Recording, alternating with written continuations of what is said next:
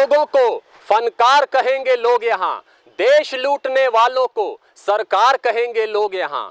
जिसने अपनी उम्र लगा दी अपने देश की सेवा में, हक की बात करेगा तो गद्दार कहेंगे लोग यहाँ। पत्रकारों की मक्कारी को नीति वीति कहते हैं, पन्नों की चालीसा को अखबार कहेंगे लोग यहाँ। मालिक गंद मचाए चाहे काली काली रातों में, सुबह सवेरे उठ करके अवतार कहेंगे लोग यहाँ। सिस्टम का सच, एक आवाज भ्रष्ट सिस्टम तथा गोदी मीडिया के खिलाफ। हुकूमत को हारने का खौफ रहे, वरना देश में खौफ की हुकूमत हो जाएगी। जी हाँ, कुछ ऐसा ही हुआ बंगाल में, जहां टीएमसी के हाथों से सत्ता फिसल कर निकल गई। कहने वाले तो यह कहते हैं कि तुष्टीकरण और अराजक सत्ता का अंत हुआ, लेकिन सवाल यह है, क्या वाकई में ऐसा हुआ?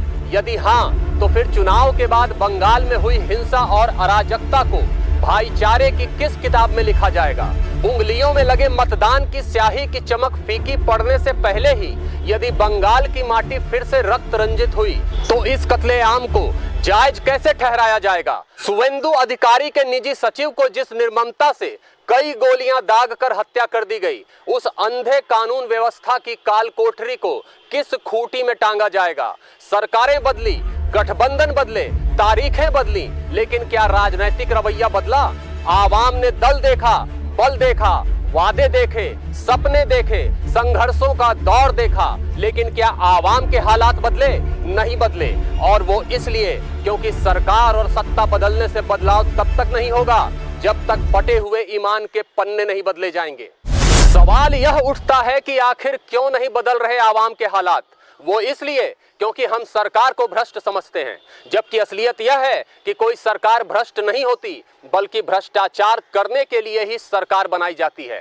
शायद यही कारण है कि कभी कर्नाटक में किसी विधायक के यहाँ से 150 करोड़ कैश और 40 किलो सोना मिलता है, तो कभी किसी जज के बंगले से बोरियों में भरे रुपए अधजले अवस्था में मिल जाते हैं। कभी यूपी पुलिस के सीओ ऋषिकांत शुक्ला के पास 100 करोड़ की संपत्ति मिलती है, तो कभी रामपुर के डीएसपी कल्पना वर्मा लाखों के लेन देन में पकड़ ली जाती हैं। इस देश में कांस्टेबलों से लेकर क्लर्कों के पास करोड़ों की संपत्ति मिल जाएगी, लेकिन इस देश का मध्यम वर्ग अपनी पैदाइश से लेकर अपनी मौत तक मूलभूत सुविधाओं के लिए ही संघर्ष करता हुआ फना हो जाएगा।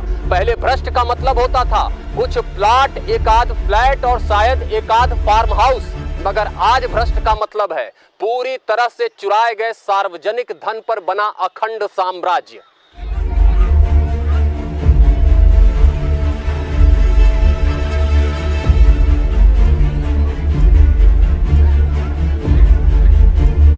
हालात किसी एक राज्य या फिर किसी एक सरकार के नहीं हैं, बल्कि पूरे देश के हालात कुछ ऐसे ही हैं। पूरे देश की छोड़िए और अपने गोरखपुर में ही एक बार झांक लीजिए।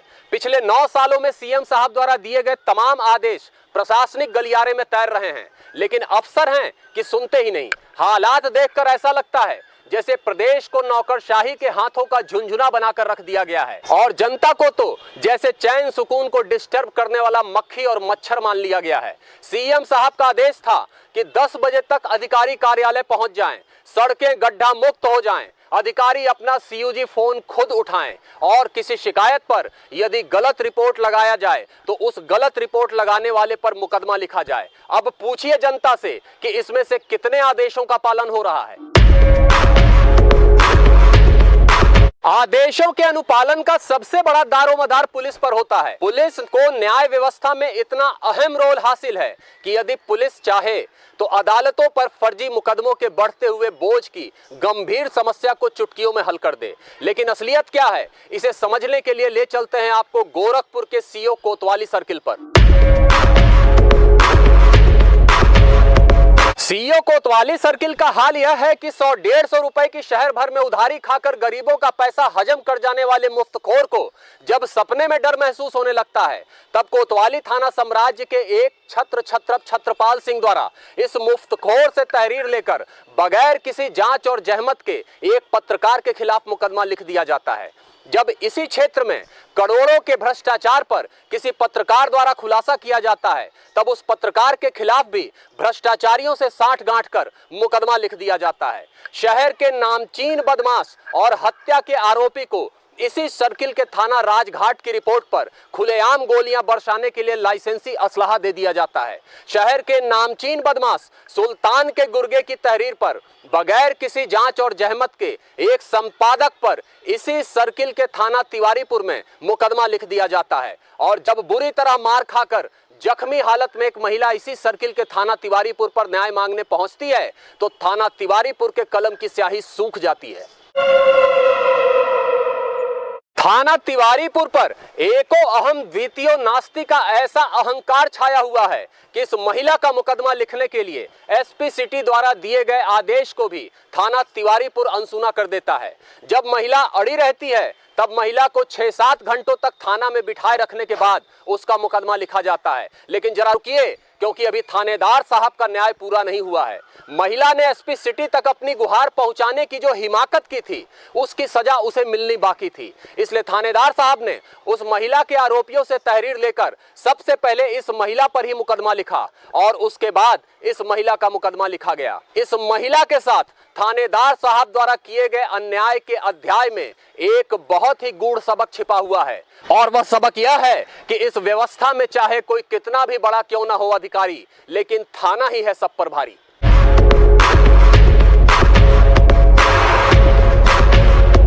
कॉल रिकॉर्डिंग में प्रसारित होने वाली इस आवाज को पहचानिए। ये कोतवाली थाने के उसी विवेचक की है जिस पर एक फर्जी मुकदमे में फर्जी तौर तरीकों के जरिए फर्जी चार्जशीट लगाने के आरोप हैं। तो चौकी पे ही थी, अब मैं 9 बजे लौटूंगी क्योंकि 9 बजे से फिर 12-1 बजे तक ड्यूटी रहेगी ना। ये रिकॉर्डिंग यहाँ पूरी इसलिए नहीं सुनाई जा सकती क्योंकि अब इसका फैसला अदालत में ही होना है। कोतवाली सर्किल के सिपाही, दरोगा, इंस्पेक्टर और थानों की बात छोड़िए, क्योंकि यहाँ तो खुद सीओ साहब के दस्तखत से एक बदमाश को मुकदमे से बचाने के लिए ऐसी फर्जी रिपोर्ट जारी हुई है जो अपने आप में एक नजीर है। तो क्या सीएम साहब के हालिया आदेश के क्रम में इस फर्जी रिपोर्ट के लिए सीओ साहब पर भी मुकदमा नहीं लिखा जाना चाहिए?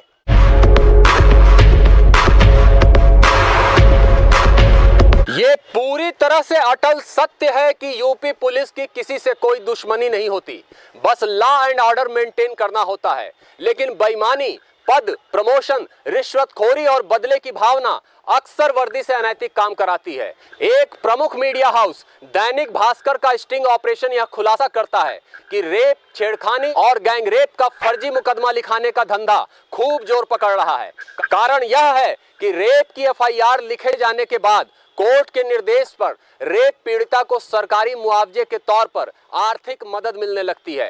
कानपुर में घटी हालिया घटनाओं ने तो यहां तक बता दिया कि फर्जी रेप के मुकदमे लिखवाकर पैसे कमाना अब एक ऑर्गेनाइज्ड क्राइम बन चुका है। अब सवाल यह उठता है कि इस ऑर्गेनाइज्ड क्राइम को संरक्षण देने में कुछ वर्दीधारियों से लेकर कुछ पत्रकारों की भूमिका कितनी बड़ी है।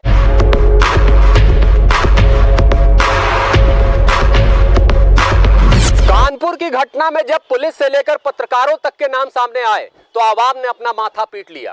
बेहद सख्त माने जाने वाले यूपी सीएम के लखनऊ क्षेत्र में भी ऐसा ही एक गैंग पकड़ में आया जो 10 से 20 लाख रुपए लेकर फर्जी रेप के मुकदमे दर्ज कराता था। यूपी सीएम के गृह जनपद गोरखपुर से भी हनी ट्रैप गैंग का मामला सामने आ चुका है और ताज्जुब यह है कि इन गैंगों के साथ पत्रकार से लेकर कुछ पुलिस कर्मियों तक के जुड़े होने के प्रमाण सामने आ रहे हैं। गोरखपुर में तो इस गैंग को एक्सपोज करने वाले पत्रकार को ही कुछ पुलिसकर्मियों और पत्रकारों ने मिलकर टारगेट करने की कोशिश की। यहां तक कि कोर्ट के आदेश के बाद पत्रकार को पेट्रोल से जलाकर मार देने की सोशल मीडिया पर धमकी तक दी गई।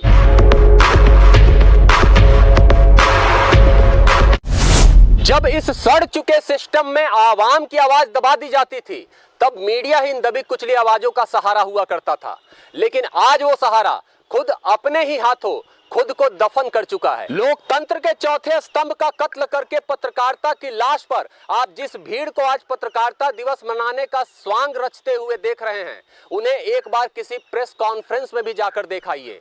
आवाम की उम्मीदों और पत्रकारिता को पूरी तरह से खा चबा चुकी यह भीड़ प्रेस कॉन्फ्रेंस में चाय, समोसे और लिफाफों पर ऐसे टूट पड़ती है जैसे भूखमरी से जूझ रही सोमालिया की जनता के सामने पंच पकवान रख दिए गए हों। बड़े टीवी चैनल चैनल और अखबार तो मजबूरी में गोदी मीडिया बने हुए हैं, क्योंकि इन्हें एक बड़ा सेटअप चलाना है और बड़ा सेटअप चलाने के लिए आमदनी सरकार द्वारा दिए गए विज्ञापनों पर ही निर्भर करती है। लेकिन सोशल मीडिया के इन छर्रेबाजों को कौन सा सेटअप चलाना है, कौन सी तनख्वाह मिलती है इन्हें, कैसे आमदनी होती है इनकी, फिर भी दिन भर ये छर्रेबाज अपने फेसबुकिया पन्ने के पीछे जान दिए रहते हैं। जानते हैं क्यों?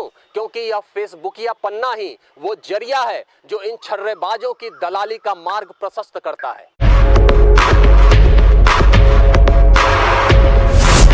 गोरखपुर की आवाम अगर यहाँ की मीडिया से उम्मीद करे तो किस आधार पर करे? क्योंकि यहाँ के जर्नलिस्ट प्रेस क्लब ने तो अपने अभिभावक तुल्य सीएम योगी के मान सम्मान और सुरक्षा को ही दांव पर लगा दिया है। अगर आवाम विश्वास करे तो कैसे करे? क्योंकि जर्नलिस्ट प्रेस क्लब ने 1-2 टके के गुंडे की खुशामद में सीएम योगी के विश्वास और भरोसे की पीठ में ही खंजर भोंक दिया है। आखिर कौन है यह गुंडा? क्या कोई राजनेता है, कोई साहित्यकार है, कोई विद्वान है, कोई पत्रकार है या फिर कोई सिद्ध हस्त ज्ञाता है? नहीं, इनमें से यह कुछ भी नहीं है, बल्कि सबूत और पुलिस रिकॉर्ड यह बताते हैं कि यह एक हत्यारा है, एक असलहा तस्कर और तोड़-फोड़, मार पीट कर आपराधिक साजिश रचने वाला एक लफाड़िया है, धंधेबाज औरतों से संबंध रखने वाला एक पतित पेशेवर है और देश विरोधी नारे लगाकर माहौल खराब करने वाला एक ऐसा बदकिरदार शख्स है जो पाक मुकद्दस दरगाह की आड़ में बैठकर जर्नलिस्ट प्रेस क्लब के चंद पत्रकारों के जरिए अपने नापाक मंसूबों को अंजाम दे रहा है। जर्नलिस्ट प्रेस क्लब का यह वही जानशीन जिगरी यार है जिसने अकीदतमंदों के पाक मुकद्दस दरगाह को भी एक भद्दा मजाक बनाकर रख दिया है। अकीदतमंदों के लिए उर्स तो इबादत, तसव्वुफ, जिक्र, अदब और रूहानी फिजा का प्रतीक माना जाता है। सूफी परंपरा में उर्स को किसी बुजुर्ग, फकीर या वली की सिर्फ पुण्यतिथि ही नहीं समझा जाता, बल्कि इसे रूहानी विसाल की एक ऐसी मुकद्दस रात माना जाता है जब एक वली अपने रब से जा मिलता है। मगर इस बदकिरदार शख्स ने उर्स की रात पर पाक मुकद्दस दरगाह पर क्या किया? रूहानी विसाल की उस पाक रात को इस बदकिरदार ने नोटों की बारिश, नाच गाने, शोरगुल और दिखावे की नुमाइश के हवाले कर दिया। अकीदत शर्मसार हुई और तमाशबीन बनकर बैठे रहे वो चेहरे जो अपने आप को अल्लाह और कौम का सरपरस्त बताते हैं। जिस महफिल में वली की याद में रूहानियत का चिराग रोशन होना चाहिए था, जिस महफिल में दिलों में अदब, आंखों में अकीदत और जुबा पर दुआएं होनी चाहिए थी, उस महफिल को मुजरे की शक्ल देकर रूहानी तहजीब की तौहीन करने में कोई कसर नहीं छोड़ी गई। जो हुआ उसमें हैरत की कोई बात भी नहीं है, क्योंकि जब किसी पाक मुकद्दस दरगाह की कमान एक छटे हुए बदमाश और अय्यास के हाथ में चली जाती है, तब वहां ऐसा ही मंजर दिखाई देता है।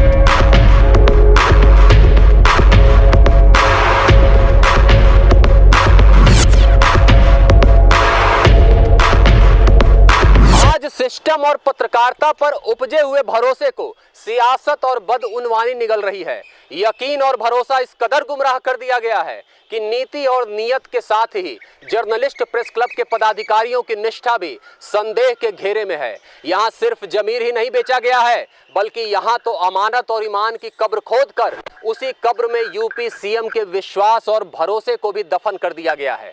सोशल मीडिया पर कुत्ते की वीडियो लगाकर उसकी तुलना अपने खिलाफ आवाज उठाने वालों से करने से कुछ नहीं बदलेगा साहब, क्योंकि कुत्ते जैसी वफादारी और कर्तव्य परायणता की उम्मीद आप जैसों से तो नहीं की जा सकती। इसलिए आपकी तुलना यदि किसी कुत्ते से कर दी जाए तो यह पूरी कुकुर जाति का घोर अपमान कहलाएगा। इसलिए दरगाह की नालियों में कीड़ों की तरह रेंगते रहिए और अपने इस बाज बहादुर की मुट्ठी में अपनी जिम्मेदारियों को तिजारत और तसल्लुत का निशाना बनाते रहिए। मगर यह सनद रहे कि वर्तमान में जर्नलिस्ट प्रेस क्लब पर इत्तिलात, इल्जामात और तफसीलात की फेरहिस्त इतनी लंबी है कि इसके कलंक की आगोश में पूरी जमहूरियत फना हो सकती है।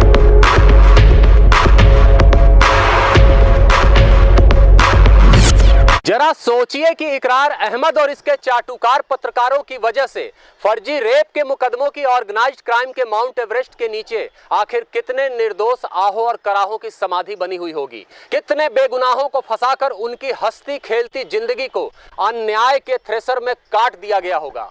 ये लोग तो घर पर चाय भी पिलाने के लायक नहीं है, फिर इन्हें आपने सीएम योगी के कार्यक्रम में कैसे बुला लिया अध्यक्ष साहब? आखिर क्या आर्थिक लाभ लेते हैं आप इस जघन्य अपराधों के आरोपी से?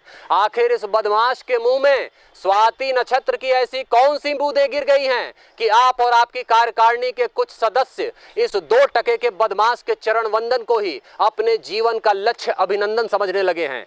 धनिया, मिर्चा, तेज पत्ता बेचने वाले जिन पत्रकारों ने आपको आत्म प्रशंसा के जिस एफिल टावर पर बिठा रखा है, उससे जरा नीचे उतरिए अध्यक्ष साहब और देखिए कि इल्जामात, इत्तिलात और तफसीलात की इतनी गहरी खाई प्रेस क्लब की नींव में खुद चुकी है, जिसमें इस पूरे ब्रह्मांड की पत्रकारिता का सम्मान बड़े इत्मीनान से दफन हो सकता है। इस सिस्टम में बैठा हुआ धनिया, तेज पत्ता बेचने वाला कोई पत्रकार या कोई मैनेजमेंट गुरु, चाहे अपने आप को चाणक्य समझे या परिस्थितियों का चक्रवर्ती सम्राट, लेकिन सच्चाई तो यही है कि झूठ, बेईमानी, दलाली, मक्कारी का नैरेटिव सेट कर सरकारी खर्चों और दलाली पर पल रहे आप जैसों को मैं सिर्फ और सिर्फ एक ऐसे वक्त विशेष का मृत्युंजय मानता हूं जिनका आज नहीं तो कल पतन तय है।